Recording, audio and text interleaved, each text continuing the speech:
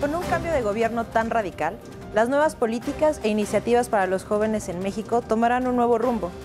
El virtual presidente electo ha marcado una clara postura que busca modificar instituciones y presenta una nueva propuesta para hacer que los jóvenes tengan un futuro profesional más atractivo en México. Sin duda, eso ha generado una polémica por puntos de vista opuestos. A pesar de esto, empresarios y el futuro gobierno empiezan a trabajar para generar alianzas y evitar la fuga de cerebros con la idea de generar más crecimiento. ¿Pero qué opinión tienen los empresarios al respecto? ¿Cuál es el ánimo de los jóvenes ante estas alternativas? Es por eso un tema a tratar a fondo.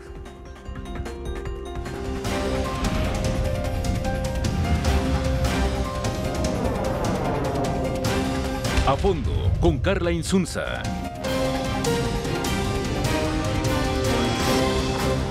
Muy buenas noches. El día de hoy dividiremos el programa en los siguientes 4 bloques.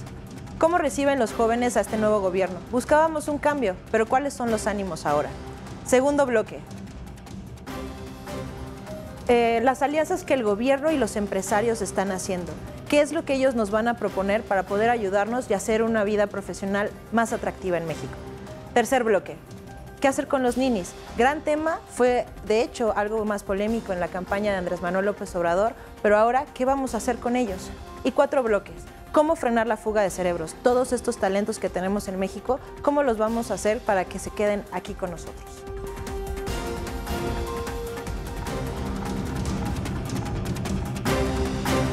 Hola, ¿qué tal? Muy buenas noches, muchas gracias por acompañarnos. El día de hoy tenemos un tema muy interesante, sobre todo para nosotros los jóvenes, porque es ese parteaguas que este nuevo gobierno nos va a ofrecer para nuestro futuro profesional aquí en México.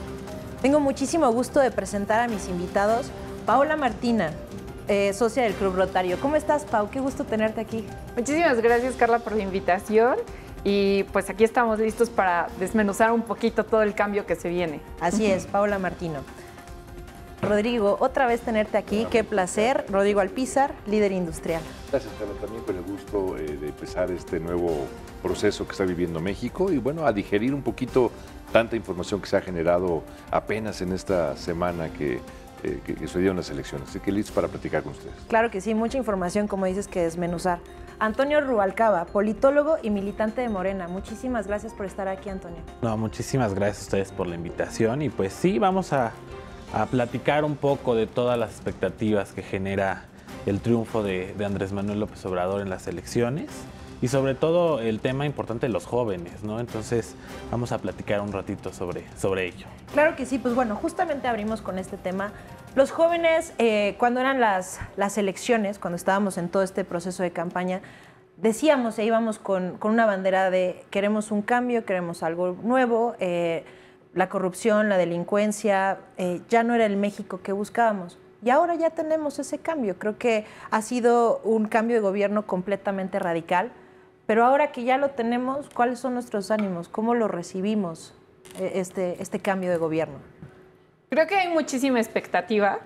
De hecho, hace rato estábamos comentando, ¿no? Sí hay un porcentaje de la población que votó increíblemente por Morena, pero también hubo un contrapeso de la mitad que pues también dijo yo no comparto las opiniones, ¿no? Yo no comparto tus propuestas. Entonces, creo que aquí un foco muy importante que tenemos es las redes sociales y todo el mar de información, de repente creo que errónea, que también circula en ellas, ¿no? Y cómo genera percepción las redes sociales en los jóvenes. Bueno, las fake news fueron el tema de estas elecciones, ¿no? Y de hecho, Andrés Manuel las catalogó a las redes sociales como benditas redes, porque justamente él tuvo un mar de jóvenes voluntarios que salieron a hacerle campaña, ¿no? Es cierto, yo creo, Carla, que la naturaleza del joven, pues digamos, por su misma concepción, siempre es el cambio. Y siempre es la protesta, un poco la intranquilidad, siempre es el buscar la revolución de las ideas, la imposición de nuevos modelos, inclusive yo creo que este fenómeno de las redes fue determinante en el triunfo de Andrés y además un cúmulo de errores que durante muchos años los gobiernos anteriores generaron y un resentimiento social o un malestar, como en algún momento lo dijo el presidente, que se materializó hoy en un gran proyecto y este proyecto pues lo encabezó Andrés Manuel. Ahora, yo sí creo que los jóvenes tendrán que procesar o entender cómo esta gran expectativa que hay de cambio este bono que tiene hoy un presidente tan poderoso, con un Congreso completo, total, diputados, senadores, cerca de 20 congresos locales, capacidad y margen de maniobra para hacer, decidir y verdaderamente ser un cambio sistemático del país, y habrá que ver cómo sabe capitalizarlo. Yo veo hoy que el gran reto del presidente virtual electo es cómo integrar un equipo capaz, un equipo honesto y un equipo que sepa dar resultados y que luego sepa transmitirlos. Yo creo que ese es el gran reto que hoy está viviendo el presidente virtual. Bueno, de hecho, mucho de su palabra clave fue acabar con la corrupción, y él decía, ¿no?, que predicando con el ejemplo este tema lo vamos a acabar. Pero a ver, Antonio, platícame algo. Tú como militante de Morena, ¿realmente los jóvenes votaron por Andrés Manuel o votaron por el partido o votaron por enojo? ¿O tú que estabas dentro, qué percibías? Mira, yo sí creo que nuevamente en esas elecciones vemos que los jóvenes son los que definen el resultado de la elección. Bueno, es una gran parte quienes hemos crecido, ¿no? Bien lo decía Rodrigo, ha sido una sumatoria de factores los que hoy llevan a Andrés Manuel a la presidencia. Como jóvenes hemos crecido en un país donde la injusticia ha sido noticia de diario, donde las desapariciones, donde la criminalización a la juventud ha sido noticia constante, ¿no? Creo yo que los jóvenes decidimos votar sí por Andrés Manuel López Obrador, pero sobre todo por un proyecto de nación distinto. Un proyecto que de alguna manera retoma todas estas lecturas de la realidad social y se plasman en el proyecto de nación de Andrés Manuel, ¿no? Entonces, no es votar por la persona, sino es votar por un proyecto de nación. Pero ¿no crees que, como decía Rodrigo, que nosotros somos por naturaleza esa parte revolucionaria? Viene un candidato que es antisistemas, pero el sistema es lo que le ha dado todo lo que tiene ahora, ¿no? Es antiinstituciones, pero una de las instituciones más importantes es quien le da el gane, y él vive de instituciones. Entonces, ¿no es más bien como que nos identificamos por esa rebeldía de ir contra lo establecido? Sí, en parte. Yo creo que tiene parte de ello, ¿no? Pero, sin embargo, yo creo que el tema de que Andrés Manuel es antisistema, es antiinstituciones, pues ha ido cambiando, ¿no? El mismo discurso de Andrés Manuel se ha ido moldeando a la realidad. Entendió, yo creo, que en la campaña del 2006 pues no le funcionó y llevó a la sociedad a una confrontación terrible, ¿no? Y en 2002 y sobre todo en 2018, pues el discurso se fue adecuando a una realidad. Sí, Andrés Manuel representa esa parte que los jóvenes tenemos de rebeldía y decir no, pero también yo creo que la parte de él mismo lo decía, ¿no? Una revolución de las conciencias, una revolución pacífica. Entonces, entender que no todo es la vía radical, sino entender que también hay otros factores que determinan esta situación. Bueno, ahora que hablabas de su speech, lo han catalogado como un político camaleónico, porque habla y dice lo que tiene que decir según a quien tenga enfrente, ¿no? Claro. O sea, su speech va no tanto por lo que pueda pensar él, sino porque él sabe lo que tiene que decir. Pau, no te veía muy convencida hace ratito.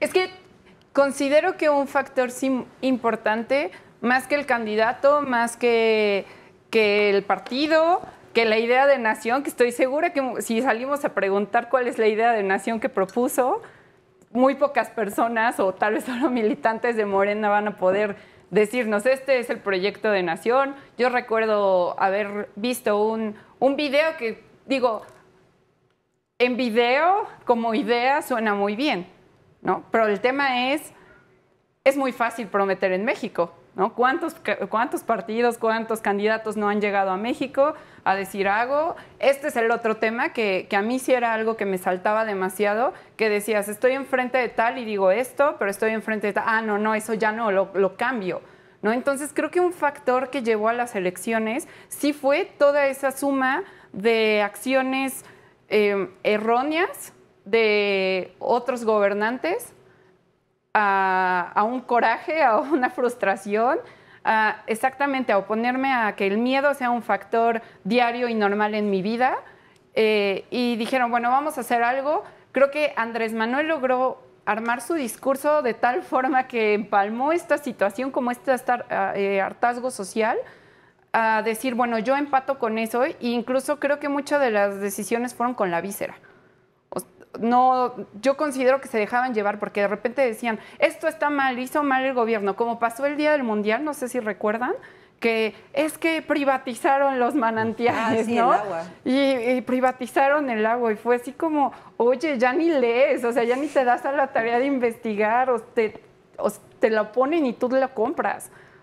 Tú no investigas que eso por ejemplo, se aprobó un 6 de junio, ni siquiera el día del partido, ¿no? Que no es como el discurso que va, que incluso muchas asociaciones reconocieron ese proceso, o sea, dijeron, es de los primeros países en el mundo que está tomando acciones en cuidado de, ¿no? Y toda la gente, horrible, y a ver, cuídense, y es como, oigan, calmen, ¿no? O sea, hay que procesar todo lo que recibimos y creo que incluso también va a ser el talón de Aquiles de López Obrador, ¿no? Porque hay memoria, hay respaldo, todo lo que está en Internet se queda.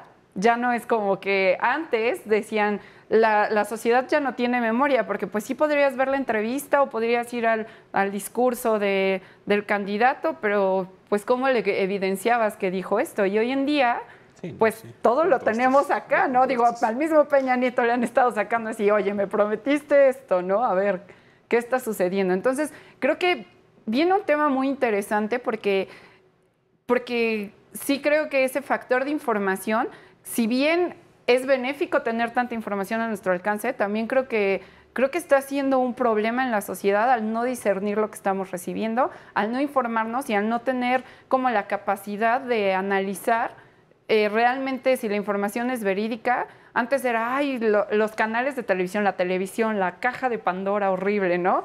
Y ahora yo digo, por Dios, es más fácil creerle a alguien que está en la tele que a cualquier noticia que ves en Facebook, porque ya no la disciernen, ¿no? Lo ven y la gente asegura que eso es real.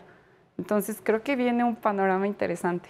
¿Qué pasó, Ro? Te vi con No, muchas... no, realmente, digamos, ocupándonos un poco a lo mejor de las reflexiones o las preguntas que se hace un principio, ¿cómo se va a dar esta nueva gran alianza entre el gobierno y el sector empresarial para poder emprender algunos de los muchos, tanto promesas de campaña que en un momento dado pudieron haber tenido un corte populista de naturaleza electoral y que hoy tienen que aterrizarlo o tienes que migrarlo a una realidad productiva? De otra manera, pues a nadie nos conviene que haya programas como el de los jóvenes construyendo el futuro si no tienen un impacto en la productividad del país.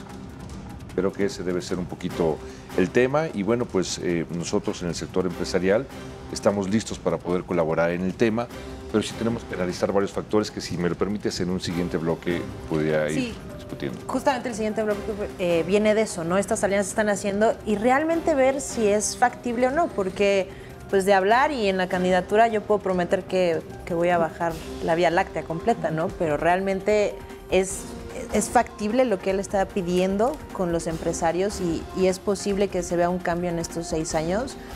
Vamos a un corte y analizamos si esta propuesta realmente se puede hacer. Allá. Pues bueno, tema complicado y justamente me encantaría empezar contigo, Rodrigo, en este tema. Hacen un desayuno con la CCE. Andrés Manuel viene y les dice sus ideas, lo que necesita de ustedes como líderes empresariales para el apoyo de esta iniciativa con los jóvenes, para que ellos puedan tener un mejor desarrollo, que ustedes les ayuden a poner la infraestructura que se necesita como tutores para que ellos puedan encaminar a una vida laboral y prácticamente ya sea parte de su nómina esta gente, ¿no? Entiendo que la idea es empieza como becario y te puedes quedar ya como empleado de mi compañía. Correcto. Pero, ¿cómo lo ves tú? ¿Cómo lo sientes tú? Mira, primero que nada habría que entender cuál es el origen de estos casi 20 millones de jóvenes que no tienen una oportunidad de desarrollarse en el mercado laboral. Algunos de ellos probablemente fue porque no estudiaron y habría que ver si no estudiaron porque no tenían las competencias para poder alcanzar la evaluación mínima de una institución educativa. Habrá que ver si no estudiaron porque no tenían ganas de estudiar. Y luego de ellos, de los que estudiaron y que se graduaron o que de una manera cumplieron algún nivel de preparación, no lograron colocarse en el mercado laboral. De estos habrá que entender cuáles son los mejores perfiles para integrarse al sector productivo del país. Yo sí, a lo mejor un poquito contrastando las propuestas de lo que ese día se escuchó, sí diría que tenemos que evaluar con mucho cuidado cuál es el perfil de jóvenes que queremos incorporar a nuestras empresas. Si seguimos la misma lógica que hay de lo que hace poco, en estos días platicó con el rector de la UNAM, en el que hay que ver cómo todos los jóvenes tienen que entrar a la universidad. Que ya no haya rechazados. Que no haya rechazados. Yo diría que a mí me preocuparía. Claro. Lo que sería tanto como decir, entonces hay que contratar a cualquier persona, sepa o no sepa, o tenga la voluntad de aprender o no tenga la voluntad de aprender. Claro. Y también habría así como empresa, pues a mí me tienen que comprar como empresa la cadena productiva de lo que sea, pues porque me tiene que dar las mismas oportunidades para todos. Y tendremos que competir contra el mundo pues por un tema de repartición de oportunidades y no de competencias. Entonces creo que es importante identificar cuáles son los elementos o la evaluación paramétrica que se va a hacer para estos jóvenes. Y luego separarlo en 6 grandes rubros, que como lo está él vislumbrando, que es la mayor parte de jóvenes van a la parte de la reconstrucción del campo, cerca de 1 millón de jóvenes. Y bueno, pues igual habría que darle un enfoque totalmente de alta productividad. O sea, sí jóvenes que vayan enfocados a elevar el nivel de producción nacional para el consumo, mercado interno, como él bien lo ha dicho, pero también para la exportación, ¿no? El uso de alta tecnología, en fin.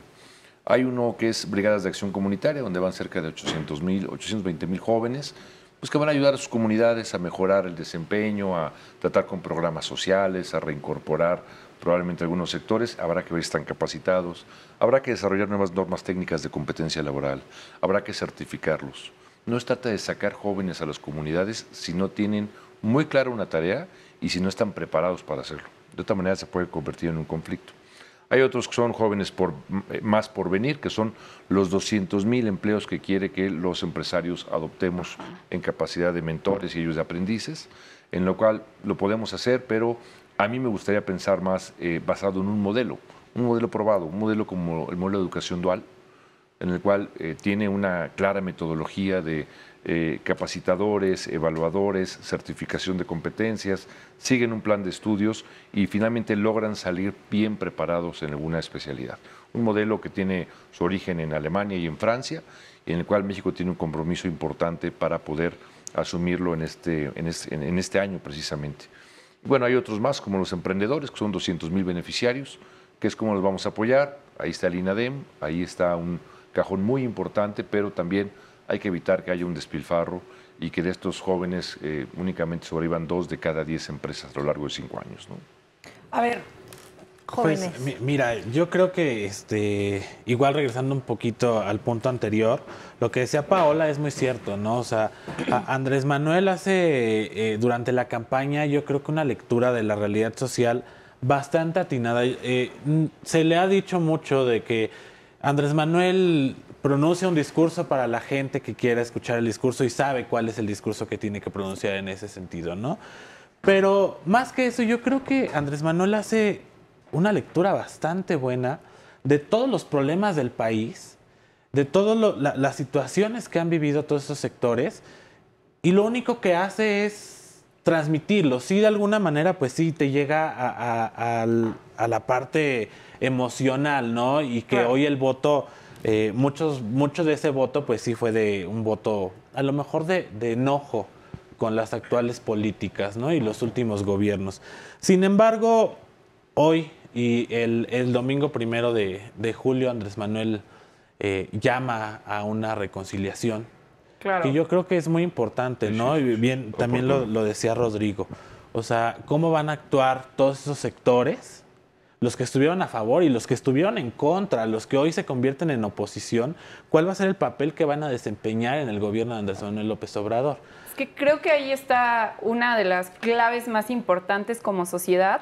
Y digo, independientemente de estar a favor o no de las ideas de Andrés Manuel, sí reconozco el tema de que es un gran orador. Creo que sí, estos 12 años de trabajo en campo con la gente, claro, le ayudaron a tener esa percepción. Pero yo creo que aquí viene un tema importantísimo y sobre todo lo vivo mucho en los rotarios, que es cómo nos involucramos como sociedad en estos problemas, ¿no? Es como, sí, hay ninis. Ok, hay ninis. ¿Por qué? ¿Realmente es por falta de oportunidades? Sí creo que hay zonas del país que la falta de oportunidades es inmensa.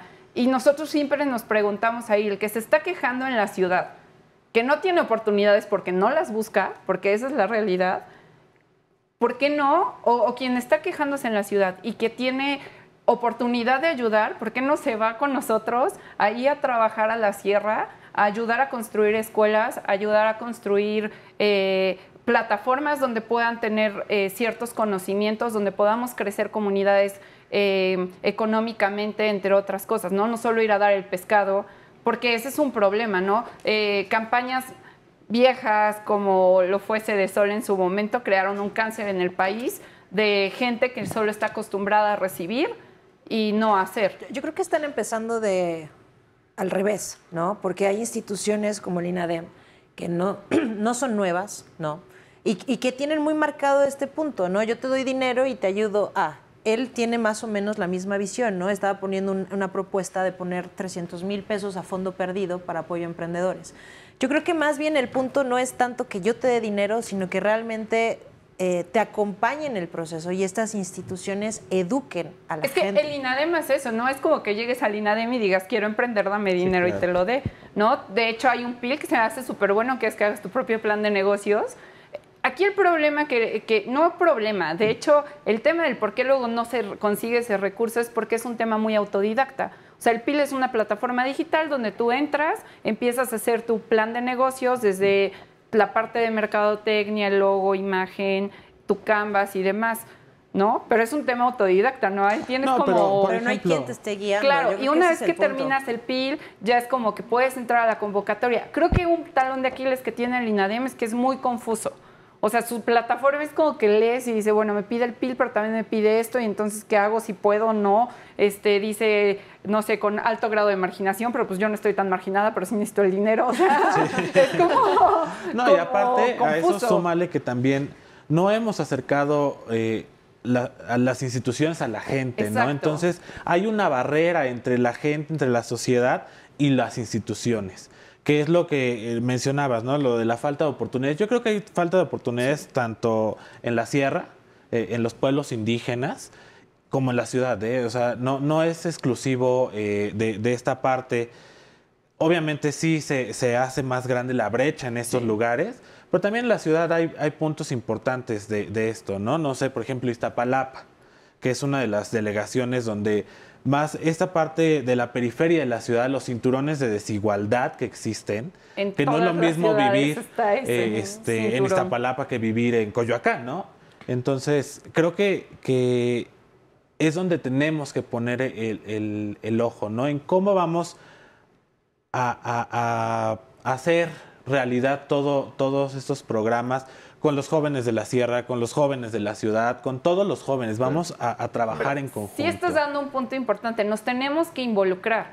Porque, ok, ya apostamos por un cambio arriba, ¿no? Pero creo que el cambio, yo sé, y muchos en Facebook no ponían el tema de a los cuántos cambios de uno mismo baja la gasolina.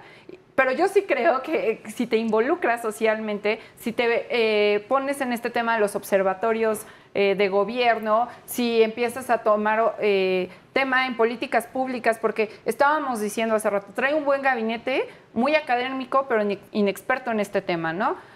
Y además otro tema y talón de Aquiles que ha pasado es que todo lo que luego se propone, por ejemplo, en materia de emprendimiento, quién sabe dónde sacan sus ideas, porque me queda claro que a los emprendedores no nos toman en cuenta, ¿no? O sea, de hecho, le comentaba a Carla hace rato, hay una carta por parte de la ASEM, de la Asociación de Emprendedores en México, que se hizo a principios de todo este tema de campaña, donde exponían el decálogo de lo que necesitamos los emprendedores, y ni uno de los 4 candidatos dirigió su discurso a eso. O sea, nosotros estábamos diciendo, esto es lo que necesitamos. O sea, como emprendedor requiero esto de tu apoyo. Y ninguno dirigió el discurso a eso, ¿no? Sí está muy bonito mantener el INADEM, creo que se me hace perfecto, creo que el INADEM cumple ciertas cosas, le falta mucho, como dice, ese acercamiento, bajarlo, ¿no? Mejorarlo, en fin, ¿no? Cumple unos aspectos, ¿no? Sí está súper bonito que asigne un fondo para apoyarnos, padrísimo, eso no es nada novedoso, eso ya viene existiendo desde hace muchos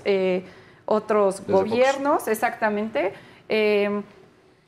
Pero aquel tema es, por ejemplo, se pidió que se pusiera la política de que las empresas, grandes empresas, no te castigaran los pagos a 90 días. ¿No? Que como emprendedor realmente sostener 90 días una empresa es como, Dios mío, y luego lo haces con tal de tener a tal empresa en tu cartera de clientes, ¿no? Pero es un problema, ¿no? El tema de facilitar las plataformas, los papeleos, toda esta parte burocrática que México también tiene como talón de Aquiles, pero ningún candidato hizo una propuesta real en cuanto a las necesidades que se manifestaron desde un inicio que se tenía en materia de emprendedor, ¿no? Pues sí, vamos a regresar con un tema que fue el tema, los ninis. Porque justamente lo que tú decías, Rodrigo, es muy importante. Hay que separar también la clase de jóvenes que las empresas necesitan y no es solo contratar por contratar, ¿no? Vamos a un corte y regresamos con este tema. Porque soy así. Bueno, ¿qué hacer con los ninis? A ver, Rodrigo, en el bloque pasado tú hacías esta mención de que también tienen que haber filtros para saber exactamente el perfil que necesitas para la contratación de estos jóvenes, que no se puede nada más como, pues sí, tráeme a 100 chavos y aquí los contratamos, ¿no? Hay que hacer esa división. Y también de ahí viene mucho el por qué los ninis, ¿no? Porque desgraciadamente hay que ser muy honestos. Hay jóvenes que no le están echando ganas a la vida y que no se están preparando, que no tienen la actitud que se necesita y que no están dando lo que tienen que dar para poder ser contratados. ¿Qué va a pasar con ellos entonces? Sí, primero que nada, yo creo que hay que seguir un espíritu fundamental que es potencializar el bono demográfico que el día de hoy se le presenta a México, que es uno de los mejores momentos en la historia del país para poder aprovechar la fuerza laboral. ¿Qué hay que hacer? Hay que encaminarlos. Entonces, ¿cómo tienes que hacer? Tienes que cerrar una brecha que existe muy grande entre la capacidad potencial que tienen los jóvenes que no tienen experiencia o que no han logrado prepararse, ya sea por falta de motivación o por falta de oportunidades, hacia la gran demanda que existe de parte de la industria, el comercio, los servicios, el turismo, para poder contratar a todos estos jóvenes. Yo quiero retomar aquí un punto importante que señalaba Toño en función de cómo identificar precisamente esa asimetría que existe en la sociedad entre algunos cinturones que tienen mucha pobreza y pocas oportunidades y otros cinturones que tienen enormes oportunidades, enorme riqueza, enorme demanda. Te doy el ejemplo. Actualmente Ciudad Juárez está demandando más de 35,000 personas para mano de obra. Tijuana trae otros 10,000, Mexicali 15,000, Ciudad Acuña y Piedras Negras juntos traen otros 20,000 vacantes. Hoy lo traen industria maquiladora. Pero ¿qué crees? Ellos están creciendo arriba de un 5 o 6% anual, que es lo que mantiene un cierto ritmo inercial de crecimiento del país. En contraste tienes Tabasco, tienes Campeche, tienes Oaxaca y Chiapas tradicionalmente, pero Tabasco y Campeche, que eran grandes estados industriales de riqueza, Veracruz, que están decreciendo a niveles de menos del 5%. O sea, se están desarticulando, hay gente preparada, hay gente que tiene experiencia y que no tiene empleo. Entonces aquí hay que hablar de otro fenómeno, que es la migración laboral o la intermigración del país. Entonces, ¿cómo entender que toda esta fuerza laboral que ya está lista para trabajar y que tiene hambre y que tiene necesidad de mantener familias, puedas tú trasladarlo a estos cinturones donde están requiriendo esta fuerza laboral, pero también cómo aprovechar las zonas económicas especiales para que estas grandes empresas contratadoras de mano de obra o de mentefactura que también ya está desarrollándose, puedan instalarse en las zonas económicas especiales de una manera práctica, ágil, sencilla y con incentivos muy, muy claros. Y entonces sí podamos empezar a reconfigurar este país que está muy desbalanceado y que sigue debatiéndose en el día a día entre el norte rico y un sur que sigue condenado a empobrecerse. Oye, una duda, en algún punto él habla de los jóvenes, por ejemplo, de empresas, de universidades privadas, que él mismo les llamó los fifís, por ejemplo. ¿Cómo plantea, hay algo para ellos? ¿O a ellos los ha dejado un poquito más al lado, preocupándose un poco por los jóvenes con menos oportunidades? Como no conocemos cuáles son los criterios de selección de estos 2.6 millones de jóvenes que tendrán que ser cada año, en fin, y tratar de con eso atacar este bono, pues habrá que entender si los fifís, ninis también tienen oportunidad o solo es para gente que cumpla con cierto perfil socioeconómico que pueda atender a los requerimientos de Andrés. Y también habrá que ver que estos muchachos logren involucrarse en el sector productivo, pero también sabiendo que la oportunidad pues se la está dando el sector empresarial y que no vayamos a convertir después un ejército ideológico. Eso que vaya justamente, a distorsionar el sector ¿cómo productivo. no caer? O sea, la idea de todo esto es tener una globalización activa, ¿no? Pero ¿cómo no caer en un populismo? Claro. En este aspecto. O Pues sea, es lo que hablábamos, ¿no? Que como de un programa populista electoral hoy tienes que transformarlo de una manera una muy realidad. virtuosa y creativa Sí. y tenemos que poner lo mejor de nuestra parte y todo nuestro talento para así aprovecharlo y sí que esto eleve la productividad, la competitividad, la capacidad de exportación, la construcción de un mercado interno mucho más fuerte. Oye, y actualmente no existen programas similares, digo, que involucren a los jóvenes de esta forma. Yo sí he escuchado de empresas, por ejemplo, creo que Telefónica tiene un programa de jóvenes que quien se interesa te califica, estás como 3 meses en capacitación, preparación, observación y de ahí te abre la oportunidad. Creo que Procter & Gamble también lo tiene. hay muchísimas Sí, las capacitaciones masivas Muchas. que hacen. Porque además son en con línea. La universidades. semana pasada Exacto. me platicaba precisamente Algunas, eso, sí. Carlos Slim Jr., que tienen ellos un programa en el cual 1,5 millones de jóvenes se capacitan en línea gratis, inclusive sin costo de uso de datos, y con eso tienen una certificación para poder participar en empresas del grupo. O sea, hay muchos mecanismos innovadores para poder incorporar a la base productiva. Es que, No, y- por ejemplo, honestamente, yo no vi ninguna propuesta que estuviera descubriendo el hilo negro en Sí, materia ¿no? de productividad o emprendimiento o demás. O sea, son cosas que ya existen que tristemente no nos damos a la tarea de conocer. Creo que sí hago mucho hincapié en que como sociedad tenemos la responsabilidad de que si queremos ese cambio nos tenemos que involucrar a saber qué existe por parte del tema empresarial, qué existe por parte del tema de gobierno y agarrar esas herramientas. Porque si algo he rescatado muchísimo de nuestro país es que quien quiere salir adelante Claro. lo claro, hace. de que Claro. se puede, se ¿No? puede. A diferencia de otros países que realmente, aunque quieran, no Sin se duda. puede, ¿no? El mismo sistema te bloquea para ello. Entonces, creo que sí, como sociedad tenemos una responsabilidad enorme de esta vez involucrarnos y generar ese cambio, ¿no? Sí, claro, totalmente. Y fíjate, retomando un poco lo que decía Rodrigo, pues habrá sobre los criterios en los que se van a seleccionar a estos jóvenes, ¿no? La misma Fátima Montiel, que es la presidenta de la Comisión de Empresarios Jóvenes de la Coparmex, mencionaba el otro día en una nota periodística, pues que habrá que hacer un acuerdo entre empresa, gobierno y la academia justamente para poder determinar los criterios, ¿no? Entendiendo que esto se trata de una política pública y que se tiene que seguir todo el paso, todo el ciclo de creación de políticas públicas, ¿no? Desde un diagnóstico, cómo lo vas a implementar y después lo más importante, ¿no? Hacer un diagnóstico, hacer una crítica de qué tan beneficioso puede ser el programa o qué hay que cambiar, ¿no? Entonces, yo creo que Andrés Manuel lo ha repetido en varias ocasiones, el hecho de que después de que se anuncia como virtual ganador de la elección, pues empieza una serie de mesas de trabajo, ¿no? Se sentó con los empresarios, se ha sentado con parte del gabinete que integrará la nueva administración, sobre todo, no sé, con esta chica que está propuesta para la Secretaría de Trabajo, Luisa Alcalde, joven también. Que es a la que le toca ese programa, ¿eh? Ella es la que lo Exactamente, maneja. ¿no? Entonces, el sentarse, gobierno, empresarios, la parte de la academia, una representación de la sociedad, porque bien lo dices, ¿no? Hoy nos corresponde involucrarnos Sí. a todos. Ajá, Andrés Manuel también lo ha repetido en varias ocasiones.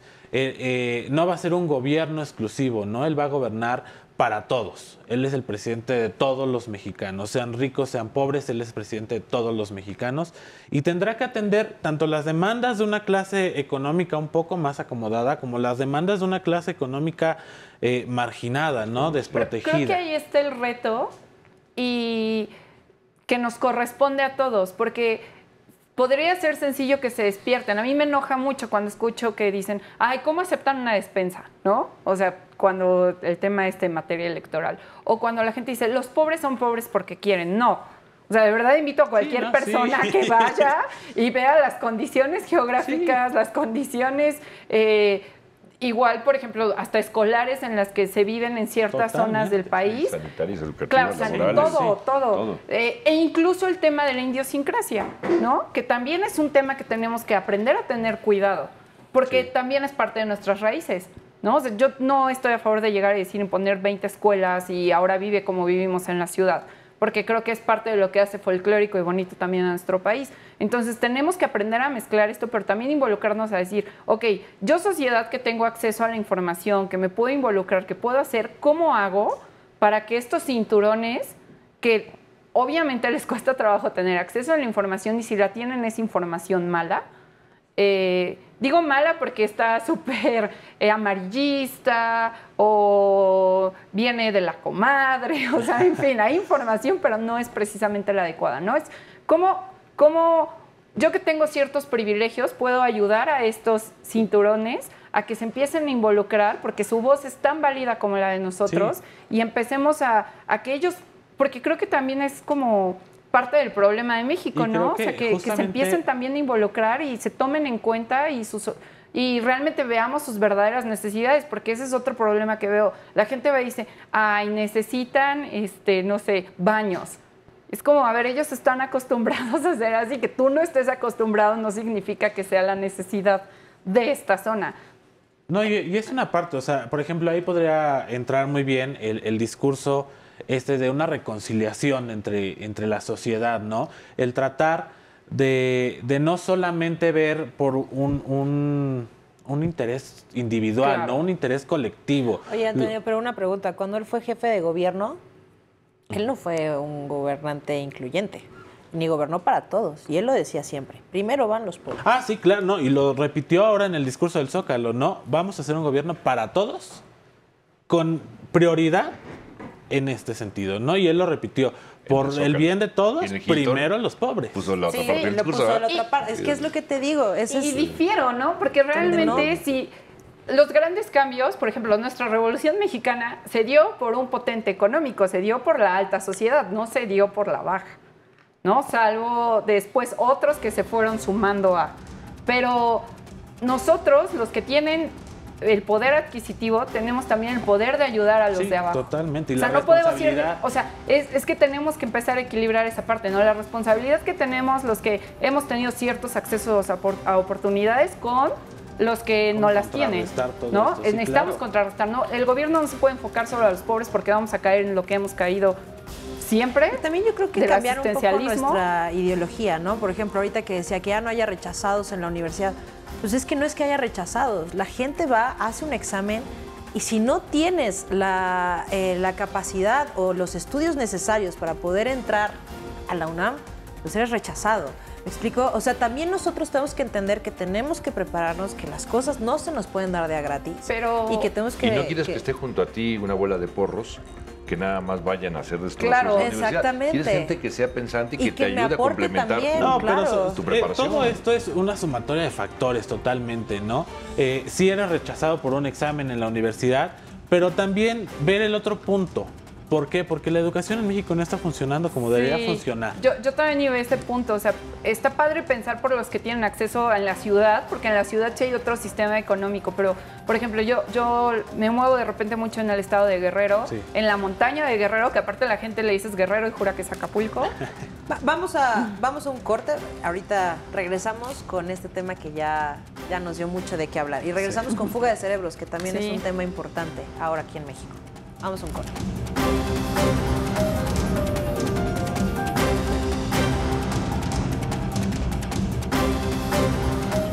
Pues bueno, regresamos. Como pueden ver, está muy bueno el tema, ya nos dio mucho. Y a ver, un poco para ya ir concluyendo y para ir cerrando. Descentralización, platicábamos ahorita en el corte, ¿no? Él propone, por ejemplo, empezar esta parte para dar un poco más de equidad de oportunidades con las secretarías, ¿no? Y pasar a otros estados las secretarías. ¿Lo ves factible? ¿Crees que es una buena opción? Lo que pasa es que tiene que ser basado en una revolución también tecnológica.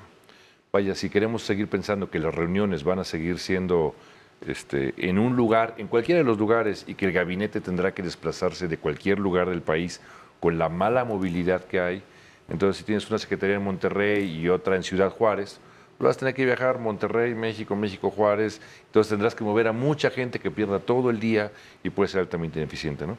En cambio, si piensas que estas secretarías funcionen de manera virtual, que vengan acompañadas de un muy buen sistema de telecomunicación, que tengan una plataforma de colaboración en línea en donde no tengas que estar realmente recurriendo tanto a las reuniones, entonces pudiera ser. tiene sus desafíos, yo creo que puede tener sus virtudes, sin lugar a dudas, pero yo me concentraría mucho en lo que decías de este bloque de la fuga de talentos, ¿no? ¿Cómo vamos a evitar que nuestros mexicanos bien preparados sigan yéndose hacia otros lugares y sobre todo que no regresen? Digo, siempre la migración laboral ayuda a enriquecer experiencias siempre y cuando regresen, porque es como se capitaliza la transferencia del conocimiento. Yo veo que se están prácticamente gestando hoy los grandes movimientos geopolíticos en el mundo en materia de un neonacionalismo, ¿no?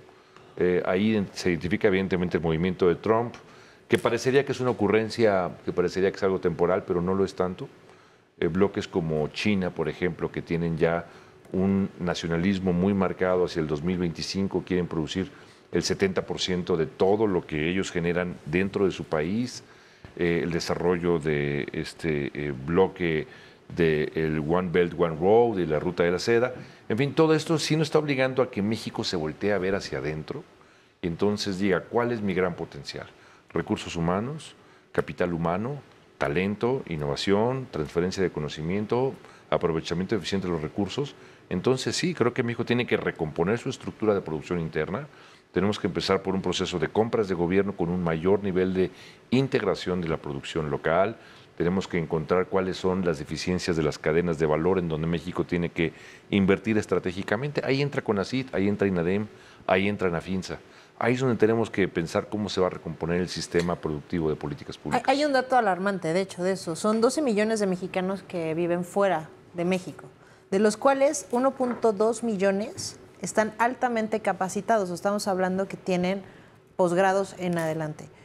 Y el 85% está en Estados Unidos, ¿no? O sea, ni siquiera está tan lejos de casa. ¿Por qué nos estamos yendo, Pau? Mira, yo creo que también no hay que verlo como tan fatalista el tema, porque es el futuro. O sea, el futuro, y he escuchado en diversas mesas que nuestras competencias no se van a quedar en competir contra el compañero de del TEC de Monterrey, o se va a quedar en competir contra el que se fue al extranjero y regresó a trabajar. Nuestro futuro es competir contra una persona de India, contra un japonés, contra un egresado de Harvard. O sea, esa es la realidad, ese es el futuro, porque es un mundo globalizado, eso no lo podemos perder de foco, ¿no? ¿Y qué está pasando? Las empresas se están dando cuenta que pues pueden adquirir talento de todos lados. Y creo que en México hay una ventaja, tenemos cultura del trabajo. O sea, de verdad, México no es un país flojo. México es de las culturas más trabajadoras que existen. Entonces las empresas lo saben y obviamente están cazando aquí a... Pues sí, pero tampoco no es que seas fatalista, pero tampoco está bien que todos esos talentos se vayan. Yo creo que el reto está que en la materia industrial, hay que mantenerlos, o sea, que en aquí. materia empresarial e industrial te den los beneficios, porque ese es un problema. En México sí está mal pagado el talento. Sí, exacto. O sea, yo creo que el gobierno lo que ha hecho justamente que propicie la fuga de cerebros es la falta de herramientas y oportunidades que hagan que esas tecnologías se desarrollen en el país, ¿no? Entonces, no es lo mismo quedarte aquí a desarrollar algo de robótica que te lo van a pagar muy mal que viajar a Estados Unidos o Alemania. O que ni te van a hacer caso, ¿no? De que te van a hacer caso. Entender, ¿no? Claro. Entonces, son los grandes retos que tiene esta administración, ¿no? ¿Cómo frenar esto? ¿Cómo vamos a darle oportunidad al propio mexicano de salir adelante, ¿no? Para que compita justamente, como lo decías, con un mercado mundial, un mercado global, donde compitamos con países como Alemania, como Estados Unidos. Yo creo que es muy diferente el que haya, porque ya no sería fuga, que migremos justamente porque somos globales y porque justamente nuestro futuro es competir con India, ¿Sí? a que sea porque estoy huyendo, porque tengo muy malas oportunidades aquí, porque mi país no me lo está ofreciendo. Yo creo que ese es el problema que tiene México. Sí, creo que el gobierno tiene que empezar a apostar a que, por ejemplo, en materia fiscal, favorecer a las empresas para que le puedan dar lo que debe de darle a una persona con talento y preparación. Otro tema, por ejemplo, que creo que en México se debe de empezar como a facilitar es el tema de las patentes. O sea, aquí patentar algo es carísimo, ¿no? Y hay talento, porque sí te encuentras gente que está creando. O sea, México es sumamente creativo y si no, O sea, basta con ver a Facebook, yo creo que... Los memes nada más. Memes, La muchas capital cosas. de los memes. Sí, claro, y no solo eso, o sea, en México no es como que se te descompone algo y esperas a que llegue el plomero, ¿no? Ya le amarraste y hiciste lo que debías hacer para sostener el problema. México es talentoso, es creativo, el problema es que te enfrentas a burocracia, ¿no? Tremenda. El tema de las patentes es costoso. Yo entiendo que el proceso del INPI también es un gran trabajo y que pues ese es el precio que debe de llevar, pero yo creo que si se empezara a crear algo en materia de favorecer a los inventores en temas de patentes, donde en las escuelas el tema del talento se empieza a cultivar, incluso sembrar un tanto de patriotismo, ¿no?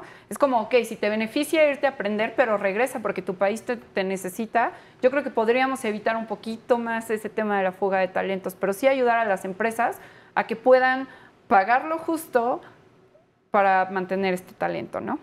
Rodrigo, concluimos.